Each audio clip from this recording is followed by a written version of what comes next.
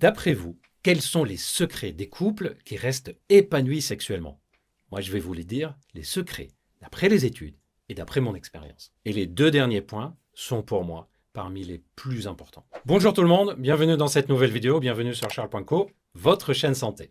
Et bienvenue sur Charles.co, votre site de téléconsultation en cas de problème sexuel. Vous savez que Charles.co, ce n'est pas seulement une chaîne YouTube, mais Charles.co, c'est aussi un site de téléconsultation sur lequel on peut faire des consultations de médecine sexuelle. Par exemple, si vous avez des problèmes d'érection, d'éjaculation rapide, problèmes de libido, suspicion d'andropause, de déficit en testostérone, etc. On va sur le site, on choisit le type de problème pour lequel on souhaite consulter. Lors de la téléconsultation, le médecin fera le point avec vous, vous donnera des conseils, vous donnera son diagnostic, vous dira s'il y a des examens à faire ou non, vous dira s'il y a des traitements à prendre ou non, vous fera les prescriptions, bref, vous aider à résoudre la problématique. Si vous me suivez depuis longtemps, vous savez que je répète tout le temps la même phrase. Quand on a des problèmes sexuels ou des problèmes de santé, et qu'on essaye tout seul de s'en sortir pendant quelques mois, et on ne progresse pas, on ne reste pas seul à se dépatouiller, on consulte ou on téléconsulte si c'est plus facile, et Charles.co a été fait pour faciliter cette démarche. Revenons au sujet de la vidéo. Aujourd'hui, je vais vous donner 13 éléments qui sont connus pour être des éléments qui permettent aux couples stables de rester épanouis sexuellement. Vous savez qu'on dit toujours qu'au début, c'est tout feu, tout flamme, puis après, un peu à la fois, le désir diminue. D'ailleurs, si le sujet vous intéresse, allez voir aussi la vidéo que je vous ai déjà faite sur la différence entre libido féminine et libido masculine. C'est une vidéo dans laquelle j'explique pas mal de points qui peuvent aider aussi à retrouver la libido. En tout cas, beaucoup de personnes pensent ou disent que dans le couple, un peu à la fois, la libido diminue. On a étudié, il y a plusieurs études, qui se sont intéressées aux couples qui disent non, notre vie sexuelle continue à être épanouie. Et on a repéré quels sont les points communs à ces couples-là, et je vais vous dire ces éléments d'après les études, et aussi, je vais vous dire, dans mon expérience, quand je suis des couples, quand je suis des personnes pour des problèmes sexuels, quels sont les éléments que j'ai repérés comme étant importants pour rester épanoui sexuellement. Et j'en ai 13 pour vous. Les deux derniers sont pour moi des plus importants, et pourtant, vous allez voir, ils sont simples à mettre en place et très efficaces. Premier élément, le contact physique quotidien plusieurs fois par jour. C'est quoi? C'est se tenir la main régulièrement. Quand on passe, on se prend l'un à côté de l'autre, on se prend un peu dans les bras. On se fait un bisou de temps en temps dans la journée. On se met l'un contre l'autre. Si on est assis dans le canapé, on est l'un contre l'autre. Si on se balade, on se prend dans les bras, etc. Ce contact physique semble favoriser les sécrétions de certains neurotransmetteurs et aussi d'hormones comme l'ocytocine, ce qui va favoriser ensuite la persistance en fait d'attachement, y compris sur le plan sexuel. Deuxième élément,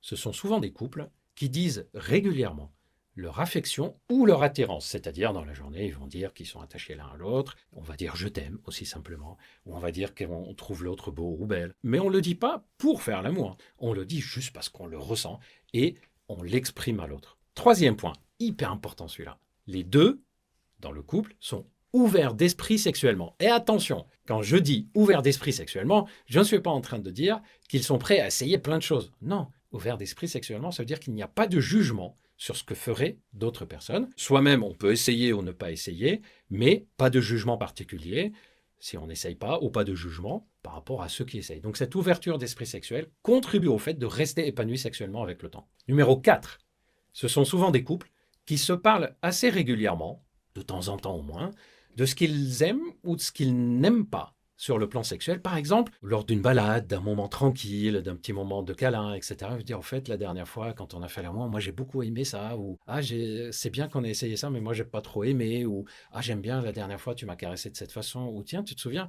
tu me faisais souvent ça, j'aimais bien, c'est marrant, ça fait longtemps qu'on l'a pas fait ». C'est-à-dire, ce sont des couples qui échangent assez facilement et assez tranquillement sur ces sujets-là, ce qui permet de se connaître de mieux en mieux. Je vous en ai parlé d'ailleurs dans des vidéos où je vous expliquais comment donner du plaisir à l'autre partenaire, comment provoquer l'orgasme sur le plan féminin. Si le sujet de l'orgasme féminin vous intéresse, allez voir la vidéo que je vous ai faite dessus et on parle de ça, du fait de communiquer sur ce qu'on aime, ce qu'on n'aime pas. Numéro 5, ce sont des couples qui, quand ils s'embrassent, le font en tant qu'amoureux. Pas le baiser, vous savez, qu'on fait vite fait, qui est devenu presque une routine de bonjour, bonsoir, au revoir, etc. Non, quand ils s'embrassent, c'est un baiser qui a du sens. Et donc, on peut s'attarder 2 secondes dessus un peu plus que d'habitude, mais c'est quelque chose qui a du sens. Et donc, les couples qui le font, c'est-à-dire chez qui le baiser n'est pas devenu juste pour dire bonjour, au revoir, juste pour s'endormir et que c'est devenu simplement parce qu'il faut le faire. Non, c'est quelque chose qui a du sens, qui a de l'importance pour eux. Ces couples-là restent plus épanouis sexuellement. Numéro 6, on va rester sur les baisers, mais pendant les rapports sexuels. N'oubliez pas que le baiser a un rôle dans l'état d'excitation sexuelle. Je vous en ai parlé dans des vidéos sur le plaisir sexuel féminin, sur les mystères de l'orgasme, etc. Je vous ai expliqué que le baiser contribue à l'intensité de l'orgasme et du plaisir sexuel. Et de façon sans surprise, les couples qui se disent épanouis sexuellement au long terme sont des couples qui s'embrassent régulièrement lors des rapports sexuels, et pas seulement au début, lorsqu'on appelle les préliminaires ou l'introduction du rapport sexuel, non. Tout au long du rapport sexuel, ils reviennent au baiser, ils font autre chose, puis ils s'embrassent de nouveau et ils reviennent à autre chose. Le baiser joue un rôle important dans leur vie sexuelle. Numéro 7, ce sont des couples qui se font régulièrement des petites surprises et des petites attentions dans la vie de tous les jours, pas forcément tout le temps, mais ils le font de temps en temps, assez régulièrement. Là, on ne parle pas de vie sexuelle, et pourtant, ça a un impact sur l'épanouissement sexuel. Pourquoi? Quand on a ce type d'attention, d'ailleurs, ce sont aussi des couples qui ne se rabaissent pas en public, qui s'expriment assez régulièrement leur affection, etc. Quel est l'intérêt de ça? Quand on dit à l'autre à quel point on le trouve beau ou belle ou désirable, qu'on a de l'affection, qu'on a une petite surprise, en fait, ça permet de garder cet état d'esprit de type passionnel. Or, ça, c'est ce qui fait vivre la libido. C'est pas juste le fait qu'on trouve l'autre attirant, c'est aussi le fait qu'il y ait une complicité. Numéro 8, pendant les rapports sexuels, au moins un des deux, ou les deux, parlent. Alors, c'est pas raconter sa vie, hein. On n'est pas en train de dire qu'il faut parler de ce qu'on a fait dans la journée ou ce qu'il y a à faire le lendemain. Non, il y a un des deux qui a tendance à parler de façon spontanée, ou les deux. Ça peut être soit pour dire des mots crus, sexuels, vulgaires, etc., parce que ça peut exciter certaines personnes, soit pour dire simplement des mots tendresse, d'affection, d'amour. En tout cas, il y a une sorte d'échange de paroles pendant les rapports sexuels. Et figurez-vous que c'est quelque chose qui semble augmenter la complicité sexuelle et l'épanouissement au long terme. Ce n'est pas grave si un des deux n'arrive pas à parler, pas de problème, mais à condition de ne pas bloquer la personne qui parle. D'ailleurs, vous me dites dans les commentaires, est-ce que vous êtes du genre à parler pendant les rapports sexuels ou pas? Numéro 9, les couples épanouis sexuellement, ce ne sont pas des couples qui n'ont aucun problème sur le plan sexuel. Pas du tout. Ce sont des couples qui, lorsqu'ils ont un problème sur le plan sexuel, réagissent rapidement pour le résoudre. On n'attend pas 6 mois pour dire je n'aime pas telle ou telle chose qui se passe lors des relations sexuelles. Ou si on a des douleurs lors des rapports, un problème d'érection, une panne qui se répète, éjaculation rapide, etc., manque de libido. On ne va pas attendre 6, 8, 9 mois sans rien faire et laisser la situation s'installer dans un cercle vicieux, une boucle d'échecs qui devient de plus en plus pénible à vivre et à enlever. Ce sont des couples qui réagissent rapidement, qui disent ok, on a ce problème, on va essayer de s'en sortir tout seul. Il y a plein de conseils que je vous ai déjà donnés sur la chaîne pour s'en sortir seul dans des petits problèmes sexuels et aussi de consulter ou de téléconsulter. C'est pour ça que je vous parlais du site Charles au début, c'est-à-dire on réagit, ok, il y a un problème, on va consulter, on va trouver une solution et on ne va pas rester des mois et des mois à s'empêtrer dans une difficulté. Cette capacité à réagir rapidement fait partie de l'épanouissement sexuel au long cours. Numéro 10, les couples épanouis sexuellement sont des couples où les deux ont une capacité, ou ont développé une capacité à s'adapter au changement de l'autre. Parce que vous savez qu'on change sexuellement. Personne ne fait l'amour à l'âge de 18 ans de la même façon qu'il le ferait à l'âge de 30 ans, à l'âge de 40, 60 ans. On a tous une évolution, que ce soit psychologique, physique, etc. D'ailleurs, vous me dites dans les commentaires si vous avez remarqué que votre sexualité change. Et ce n'est ni en moins bien ni en mieux.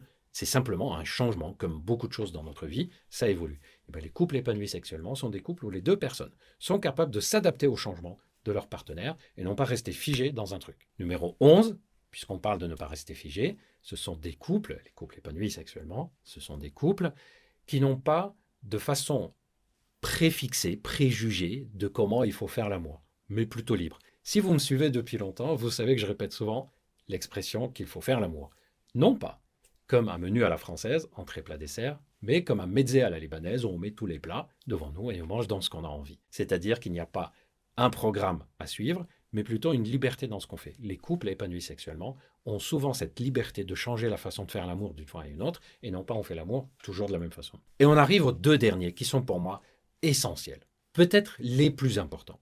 Numéro 12. Les couples épanouis sexuellement sont souvent des couples où les deux personnes ont très envie de découvrir l'autre, découvrir chaque millimètre de son corps, apprendre à le connaître de plus en plus, apprendre à découvrir ce qu'elle aime, ce qu'il aime, ce qu'il n'aime pas, ce qu'on a envie, les changements qui sont faits. Ce sont deux personnes qui prennent plaisir à découvrir l'autre. Et donc quand on fait l'amour, on n'est pas juste en train de prendre plaisir, mais on est aussi en train de prendre plaisir à découvrir l'autre personne. Cette qualité d'avoir envie de découvrir l'autre fait partie de l'épanouissement sexuellement au long cours.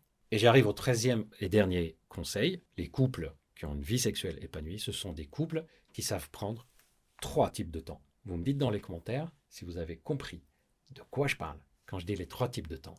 Du temps seul, du temps à deux non sexuel mais de qualité. Ce que j'appelle du temps de qualité à deux, c'est pas on va faire les courses à deux ou on va parler des factures ou de ce qu'il y a à faire par rapport aux enfants. Ça, c'est pas du temps de qualité. Du temps de qualité, c'est du temps où on est à deux, et on discute de choses et d'autres. On discute de l'avenir si on a envie, on discute des vacances si on a envie, on discute de quelque chose sympa qu'on a vu, qu'on a lu, une émission qu'on a regardée, etc. Comme on ferait lorsqu'on se voit pour les premières fois. Et du temps lors des rapports sexuels, même si je sais que ce qu'on appelle les quickies, c'est-à-dire le fait de faire l'amour très très vite, ça peut être aussi épanouissant, mais il faut quand même garder du temps pour la vie sexuelle, c'est-à-dire on n'attend pas que la vie de tous les jours nous donne le temps d'avoir des moments de rapport sexuel. Non, on organise notre vie de tous les jours de façon à continuer à avoir du temps pour la vie sexuelle. Si on attend que la vie de tous les jours nous dit c'est bon, c'est le moment, tu es reposé, tranquille, tout va bien, tu peux faire l'amour, des fois on va attendre très longtemps. Mais si on organise la vie quotidienne, on va garder ce temps-là pour nous. Voilà, j'espère que cette vidéo vous a plu, que vous avez appris des choses. Dites-moi dans les commentaires quels sont vos secrets, ou en tout cas les choses que vous pensez que vous auriez dû faire pour rester épanoui sexuellement, ou des choses que vous avez faites et que vous trouvez que ça marche pour rester épanoui sexuellement dans un couple durable. Partagez votre expérience avec nous, c'est toujours très intéressant de vous lire et de nous enrichir. Pour ma part, je vous prépare plein d'autres vidéos sur plein d'autres sujets. Je vous donne donc rendez-vous très bientôt et à très vite.